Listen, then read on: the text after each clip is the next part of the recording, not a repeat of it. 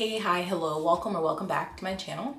My name is Jess, and obviously I'm finally here to talk to you about Bindery, which I know I was supposed to do a while ago, but hear me out, life. Lifing.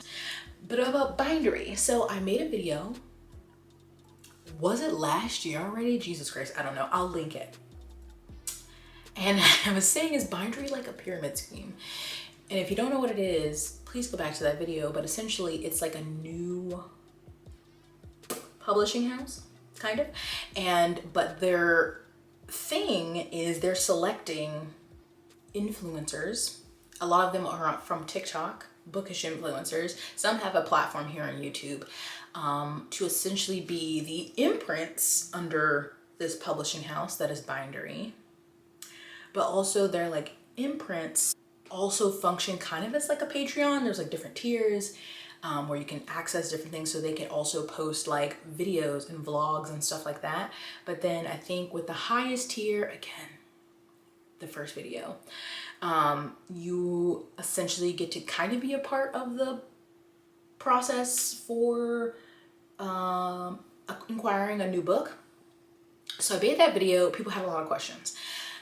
I got an email from someone at Bindery who was like, we saw your video, we'd love to talk to you if you have more questions. And I did talk to them, and I know a lot of people are like, well, what happened? Like, are you in the Bindery sphere? No, I'm not. I just have been lazy, let's be honest. But I have the notes from the video, so I want to go through them.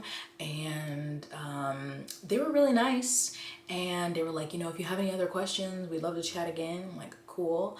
And then also, at the end, I want to go over some of the books, because I am going to be reading the books that they're putting out, and 4 of them are already on NetGalley, and I've requested them and been approved. So that'll be a video later. But let me go through my notes. So, talk to Matt and Megan, who combined have been in publishing for a while. Matt has been in about 20 years and Megan 10 years.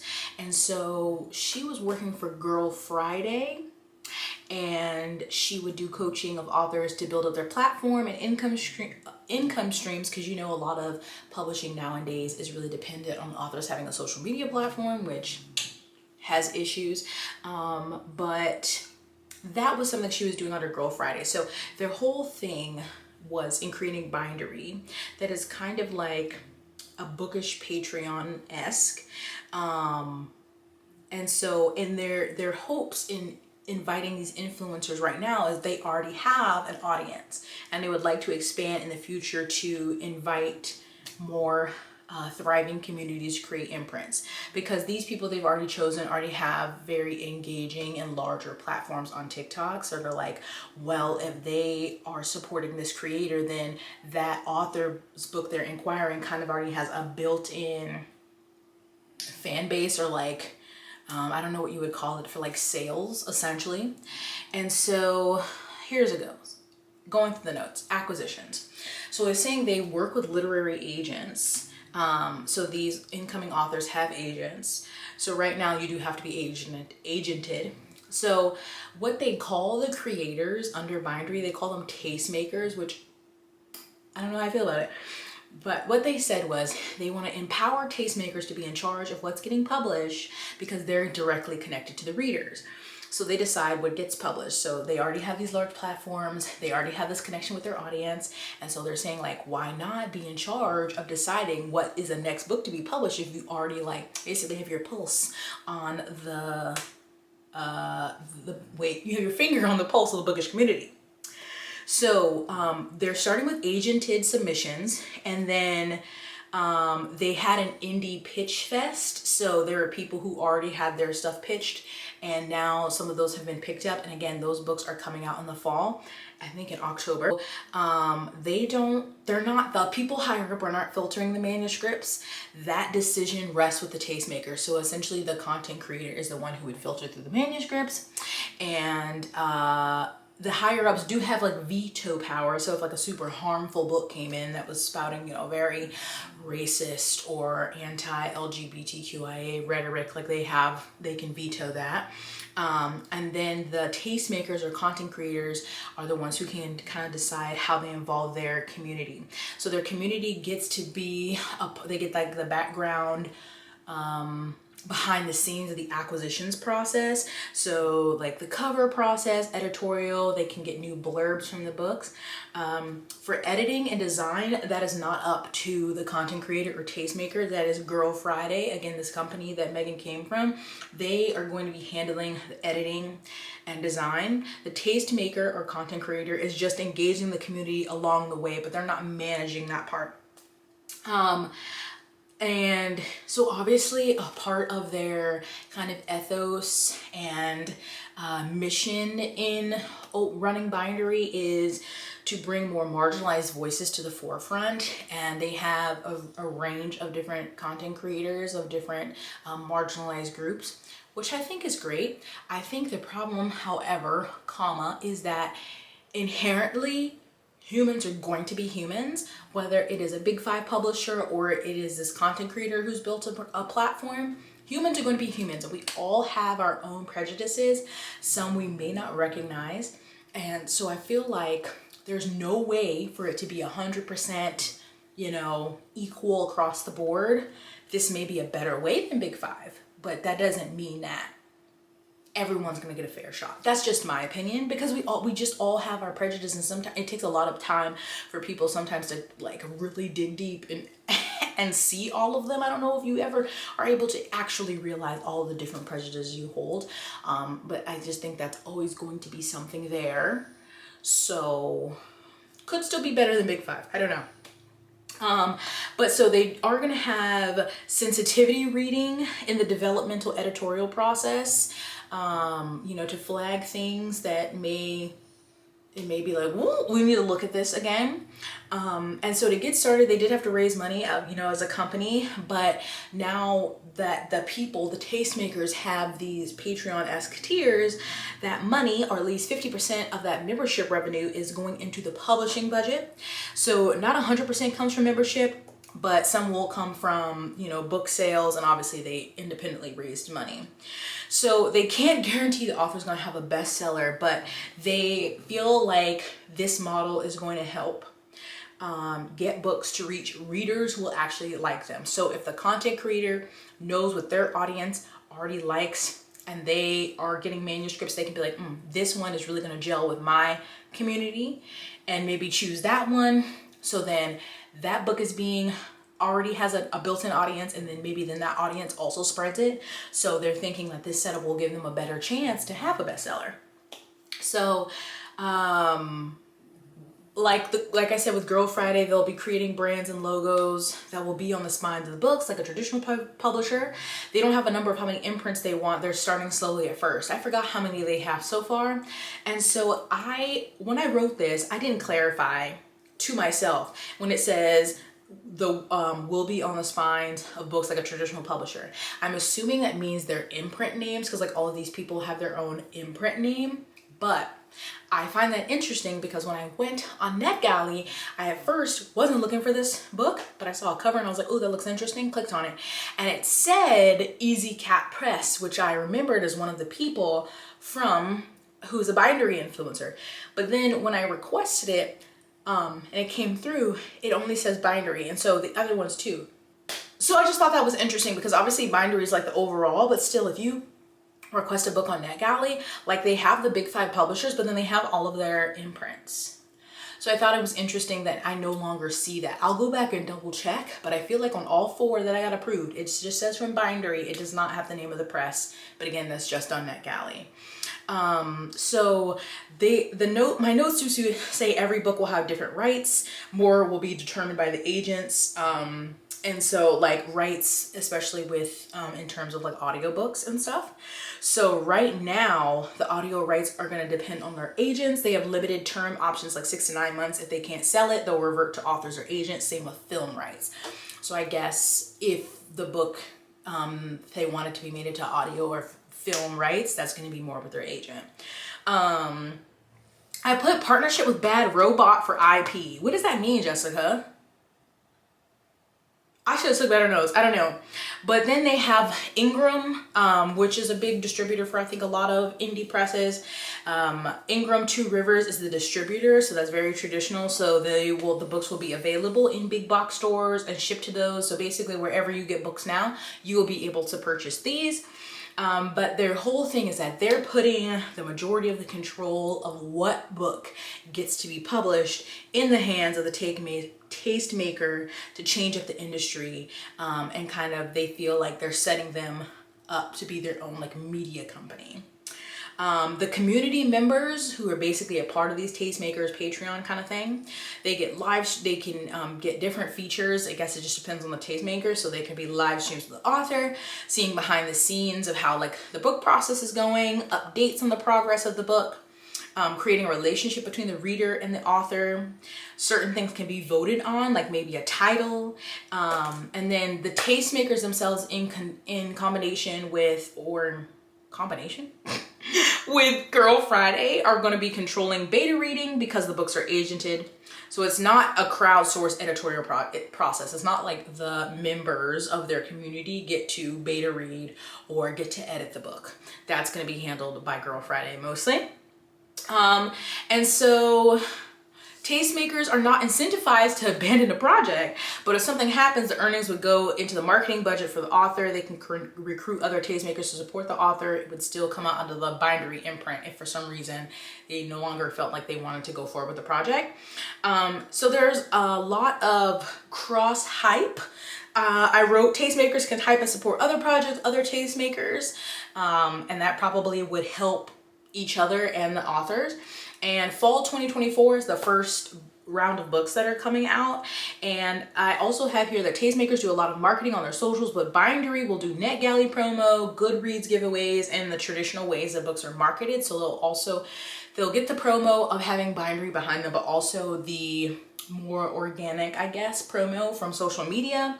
And their vision, a world where anyone can demonstrate a community around them, or anyone who has a community around them can publish books to nourish their community, which I think in theory sounds great. I don't know if in execution, we shall see. So the 4 books that so far are on NetGalley, and it's very interesting because I think they all have the same release date.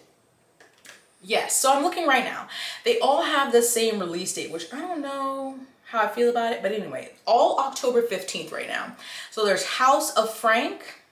This is written by Kay Sinclair, and a powerless witch is ready to enact her sister's final request to plant her remains at the famed Ash Gardens. When Psycho arrives at the always stormy sanctuary, she's welcomed by its owner, an enormous knit cardigan mythical beast named Frank, who offers her a role as one of the estate's caretakers. So this is a warm and hopeful story of a lonely witch consumed by grief who discovers a whimsical cast of characters in a magical arboretum and the healing power of found family.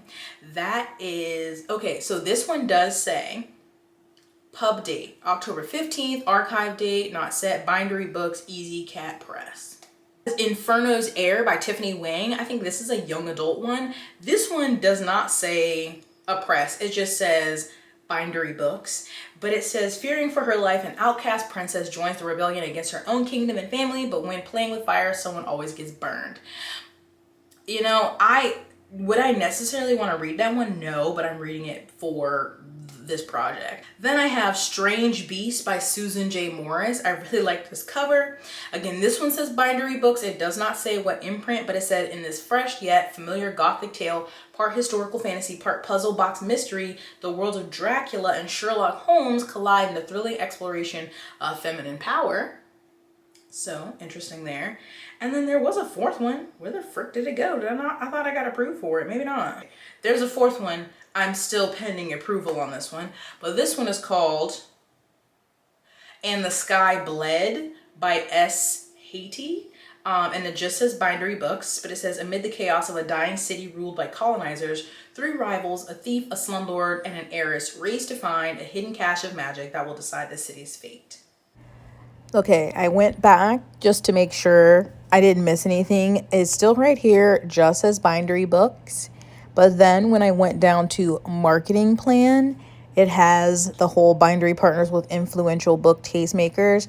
So this one is, it says media darling book tastemaker Kevin Norman.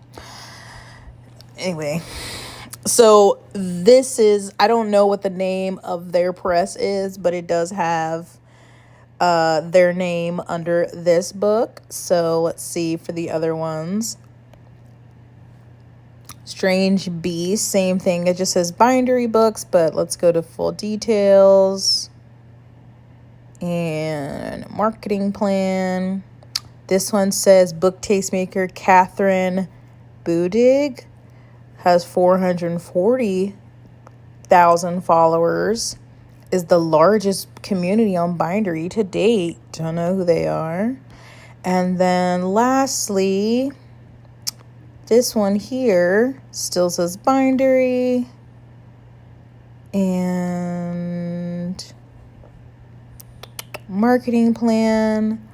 Okay, this is Zoran Host, who has a fantasy book club and 140,000 social media followers. So it's under the marketing plan, but it's still interesting that only one of them, maybe they don't have names for their imprint, but I only saw one that was right here. I don't know why I did that. Like you could see my finger circling it.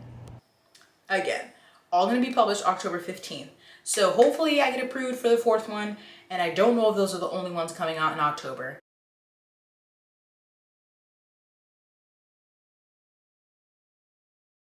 I feel like earlier I said something about how I didn't know how many. So here they are, some familiar names and faces that I've seen on TikTok or we know here on YouTube. So very interesting. But I would love to know your thoughts on this. How you're going to think this is going to play out. I mean, if the books are good, then I guess it's a good thing. I don't know. I am skeptical. Like I told them in the interview, like this sounds great, but I just feel like it sounds too good to be true. Like at some point, the math isn't going to be mathing, and somebody's going to be holding a bunch of money, and someone's going to be upset, and that's either going to be the author or the tastemaker. I don't know. But I appreciate their willingness to talk to me. But I just don't know if I think, like I don't have a solution though, because the big five having control over the industry, like that's not great either. More diversity is better. But I don't know if this is like the saving grace of the publishing world. Do you know what I mean? So I'd love to hear your thoughts on that. And if you have heard of these or seen these books on NetGalley, or if you look them up, if you're interested to read them, I will give you my honest thoughts when I read them, of course. I'll probably, I don't know, maybe I'll read them over time and maybe I don't know if I'll do a vlog or just a video about them, but it'll probably be closer to publication, so maybe I'll put it out in September. But yeah, I don't know why I think it's weird for them all to have the same release date, but that's just me. So it will be interesting to see how this goes, how the first round of books go, and then how it keeps going as they expand and want to add more people. I don't know.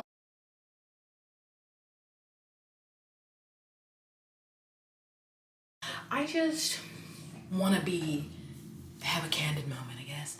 And I shared this on Instagram maybe last week that I have been struggling myself with depression and have found it hard, and I still don't have I still don't have a solution of how to tread my water and also be able to show up for people in Palestine, in Sudan, and Congo. So I have not been doing a good job of that. And it is not because I don't care or I'm ignoring things. I am seeing it. I just don't know what to do. So I basically am saying this for you if you feel the same way, or if you found a good way to balance like your own mental health or your own just like life and pressures and, you know, wanting to speak up. Or there's not a lot actively we can do. Like, yes, there are protests if you can, if they're near you, if you feel safe to go. There's calling and emailing your Congress people. which feels so pointless because they don't listen. And if you're from a state like I am in South Carolina, and I currently reside in Louisiana, and they're all fucking hard-headed ass Republicans, it doesn't even matter because a lot of the Democrats aren't even listening either. So anyway, I'm just sharing this, that especially because, so I'm filming this, it is Monday, it's well, I don't know what day it is. It's Memorial Day in the United States. It's the 27th, and yesterday, I haven't been really active on Instagram, but I did get on Instagram yesterday, and one of the first videos I saw from Motaz, and I've seen a lot so far. I have watched a lot of videos and looked at a lot of images of the devastation that's come out of Gaza. And yesterday, I don't know, I've seen a lot of not living babies. But yesterday, there was a man holding one who didn't have a head anymore.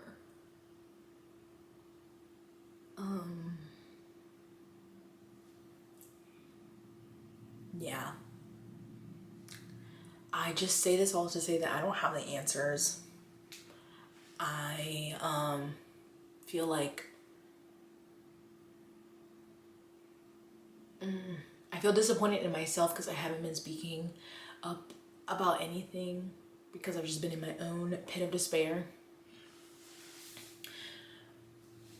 But I don't know, like, I don't know what to do besides share the stories. And, you know, if I can share, I've seen some people, you know, on TikTok, which I do more reposting than posting, sharing GoFundMes and stuff for people trying to get out of Gaza. And it's just like,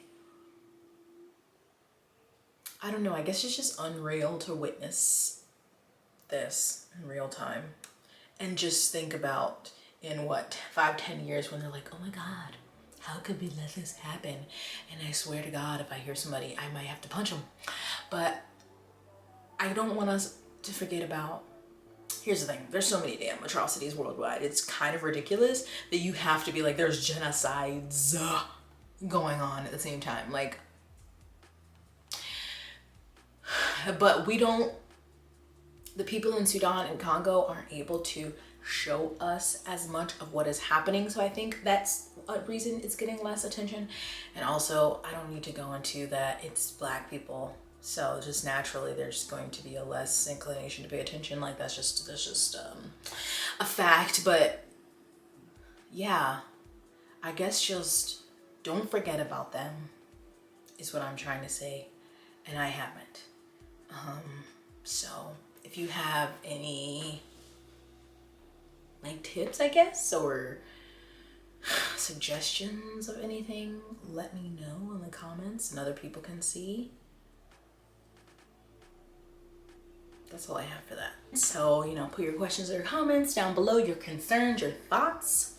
Keep it cute, keep it respectful, but that's gonna be it for me. So thanks for watching. Stay blessed, hydrated, moisturized, and sunscreen, and I'll see you in my next one. Bye.